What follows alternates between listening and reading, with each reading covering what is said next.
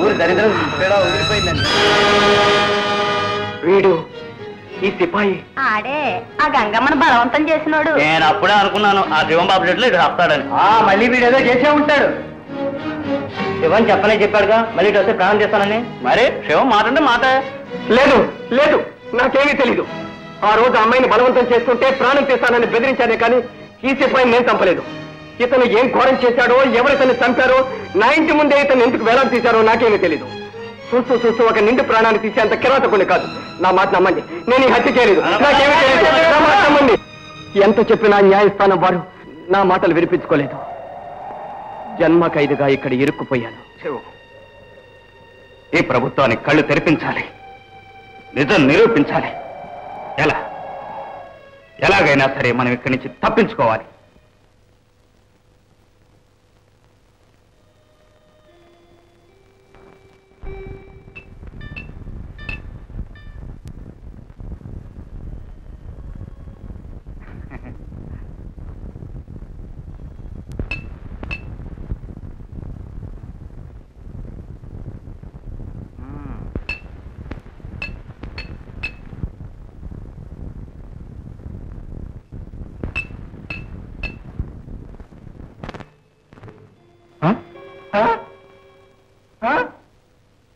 ఆయన కట్టడమ్మా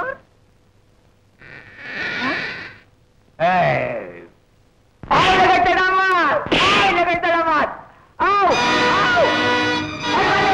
పట్టుకోండి ఆయన కట్టడమ్మా పట్టుకోండి పట్టుకోండి ఆయన కట్టడమ్మా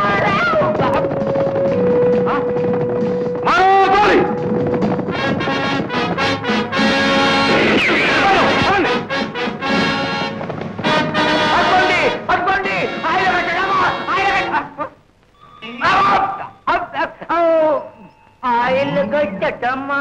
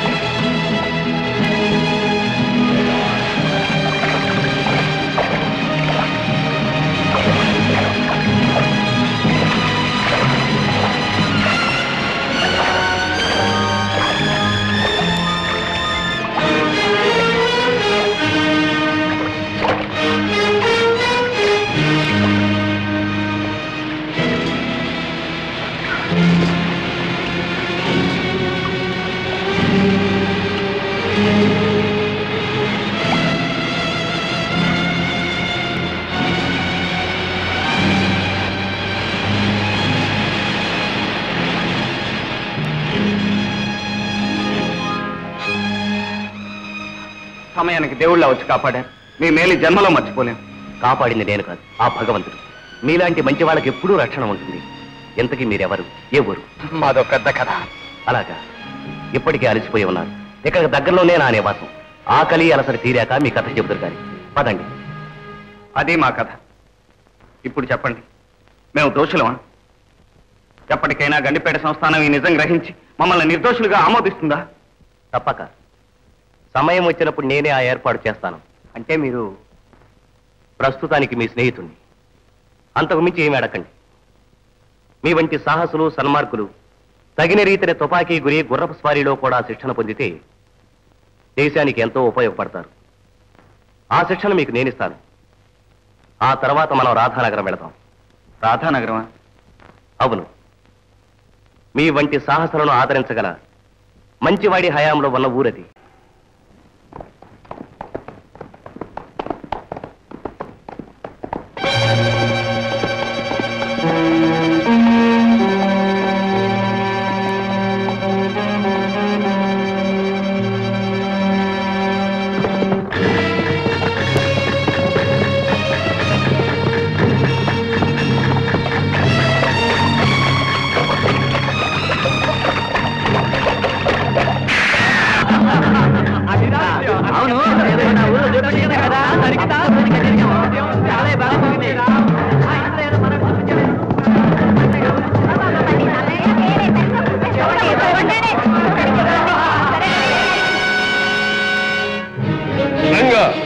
ఏం కబురు తెచ్చావు?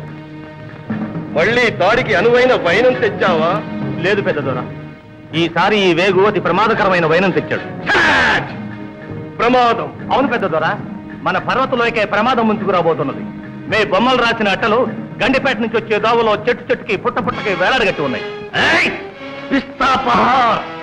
మంచు కొండలను కంచు కోటలను సహితము పెరిగి పంచి ఆడగల మా బొమ్మలను కొమ్మకు కట్టాడా? ఈ పెప్పులపై దెబ్బ చరుస్తాడా? ఎవడా సాహసి? గంగా, అయ్యా, అందులో ఏదో రాసి ఉంది, చదువు. బందిపోటు నాయకుడు గంగయ్య, చిన్న నాయకుడు జగ్గడు వీరిని ప్రాణాలతో కాని వీరి శవాలు కాని తెచ్చి ఇచ్చిన వారికి శాంతికి 1,00,000 రూపాయలు ఈనాం. ఇట్లు గండిపేట సంస్థానాధీశులు సంగరసింగ మహారాజు. సంగరసింగ మహారాజు, నువ్వు పేరుకే సింగోని, కానీ ఈ గంగ ఎదుర ముందు నీ ఆటలు సాగు. దీనికంతటికీ కారణం ఆ సుందరం. మన లోయలో మసలి మన ఉప్పు తిని మనవాడిలా నటించి మన మీదనే దొంగ దెబ్బతీశాడు. పిస్తాపహార్. అప్పట్లో రాధానగరం సరిహద్దుల్లోనే వాడు మాయమయ్యాడు. అందుకే రాధానగరం మీద దాడి చేశాం. అయినా ఊరి మునుసుపు గుంటనక్క పొక్కటం లేదు. అందుకే మళ్ళీ దాడి చేసి ఆ సుందరం ఆరాధిద్దాం. జగ్గో, గంగా, వెంటనే బయలుదేరి. జగ్గా, ఏమిటి? జున్ను నీకు ఇష్టమని వండి తెచ్చా, తినిపో. పిస్తాపహార్. అవతల దుమ్ము రేగిపోతుంటే జున్ను లేదు గిన్ను లేదు.